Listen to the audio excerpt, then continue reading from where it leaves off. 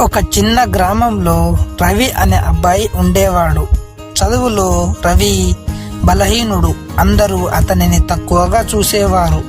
నువ్వు ఏమీ చేయలేవు అని రోజు అనేవారు రవికి. ఒకరోజు రవి తన గురువును అడిగాడు, సార్ నేను నిజంగానే ఏమీ చేయలేనా? గురువు నవ్వుతూ చెప్పారు, విత్తనం మొదట చిన్నదే, కానీ దానికి నీళ్లు శ్రమ ఇస్తే అది పెద్ద వృక్షమవుతుంది. ఆ మాట రవి మనసులో నిలిచిపోయాయి.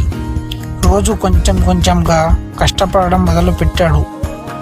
ఫలితం వెంటనే రాలేదు, కానీ రవి ఆగలేదు. నెలలు గడిచాయి. రవి తన క్లాస్లోనే టాప్ అయ్యాడు.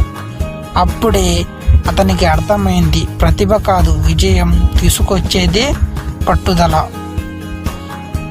ఈరోజు చిన్న అడుగు రేపటి పెద్ద విజయం. ఈ చిన్న స్టోరీ కనుక మీకు నచ్చినట్లయితే మన ఛానల్ని లైక్ అండ్ సబ్స్క్రైబ్ ప్లీజ్.